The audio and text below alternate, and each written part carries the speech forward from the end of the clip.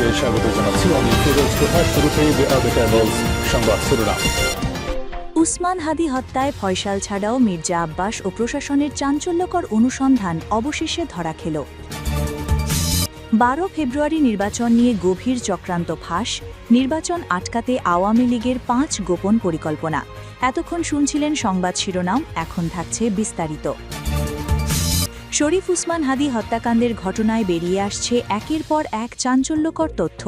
উসমান হাদি হত্যার ঘটনায় মূল ঘাতক ফয়সাল নয়, এবার সন্দেহের তালিকায় ভেসে আসছে বিএনপি নেতা মির্জা আব্বাস এবং উপদেষ্টা পরিষদের অনেকের নাম। হাদি হত্যায় প্রত্যক্ষ এবং পরোক্ষভাবে এমন সব রাঘব বোয়াল এবং হাই প্রোফাইল ব্যক্তিদের নাম উঠে আসছে যা শুনলে আপনারা কল্পনাও করতে পারবেন না। শুধু তাই নয়, এই হত্যাকাণ্ডের মোড় ঘোরাতে স্বয়ং প্রশাসন থেকেই রটানো হয়েছে এমন সব গুজব যার আসলে কোনো অস্তিত্ব নেই। প্রশাসনের পক্ষ থেকে দাবি করা হয়েছিল ভারতের মেঘালয় থেকে নাকি হাদির খুনিদের গ্রেফতার করা হয়েছে, অথচ ভারতের মেঘালয়ের পুলিশ এই দাবি সরাসরি অস্বীকার করেছে। তাহলে প্রশ্ন জাগে, প্রশাসন কেন এই মিথ্যে নাটক সাজালো? তবে কি খুনিরা দেশে আছে নাকি কাউকে বাঁচানোর চেষ্টা চলছে? আজকের ভিডিওতে আমরা উন্মোচন করব উসমান হাদি হত্যার শুরু থেকে বর্তমান সময় পর্যন্ত ঘটে যাওয়া সব অজানা অধ্যায়গুলো, যা দেখলে বিবেকবান যে কেউ আঁতকে উঠবে। ভিডিও শুরু করার আগে যারা যারা মনে করেন সঠিক তদন্তের মাধ্যমে হাদি হত্যার সঠিক বিচার হওয়া উচিত, খুনিদের দেশের সর্বোচ্চ শাস্তি মৃত্যুদণ্ড কার্যকর করা উচিত, তারা কমেন্ট বক্সে লিখুন হাদি হত্যার বিচার চাই। ঘটনার শুরু।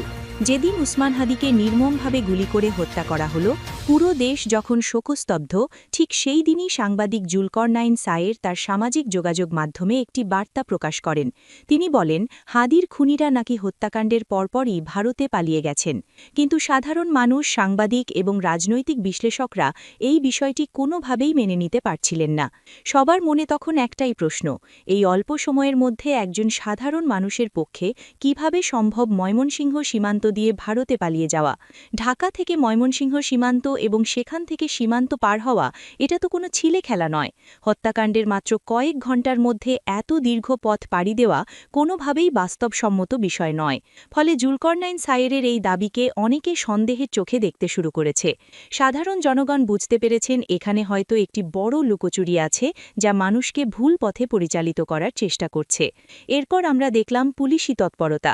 পুলিশ একের পর এক এই হত্যাকাণ্ডের সাথে জড়িত সন্দেহভাজনদের গ্রেফতার করতে শুরু করে।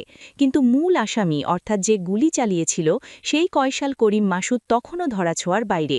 তাকে না পেয়ে পুলিশ তার বাবা, মা, স্ত্রী এবং শালকসহ পরিবারের সকল সদস্যদের গ্রেফতার করতে থাকে। প্রশাসনের এই অতি তৎপরতা দেখে মনে হচ্ছিল তারা মূল আসামিকে ধরার জন্য মরিয়া হয়ে আছে। কিন্তু হঠাৎ করে জনমনে গুঞ্জন উঠল, শুটার ফয়সাল আসলে ভারতে পালিয়ে গেছেন। ওসমান হাদি হত্যায় ফয়সাল ছাড়াও মির্জা আব্বাস ও প্রশাসনের চাঞ্চল্যকর অনুসন্ধান অবশেষে ধরা খেল।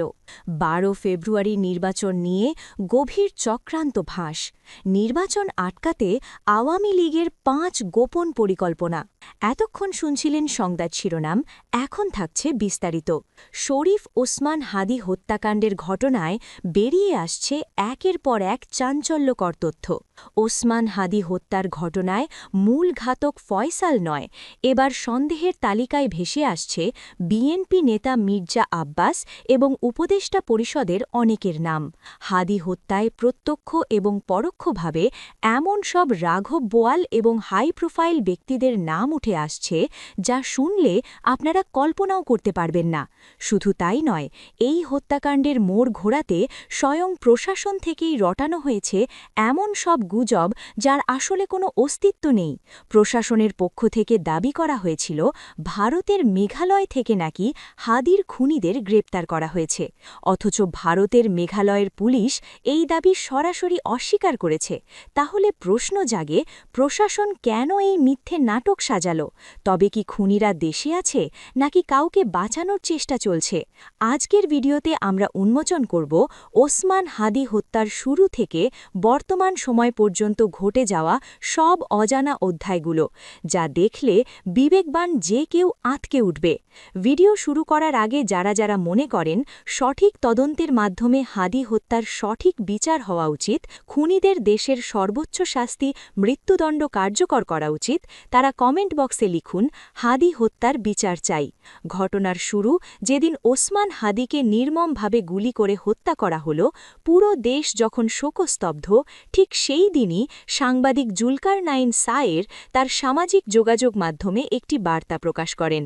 তিনি বলেন, হাদির খুনিরা নাকি হত্যাকাণ্ডের পরপরই ভারতে পালিয়ে গেছেন, কিন্তু সাধারণ মানুষ, সাংবাদিক এবং রাজনৈতিক বিশ্লেষকরা এই বিষয়টি কোনোভাবেই মেনে নিতে পারছিলেন না।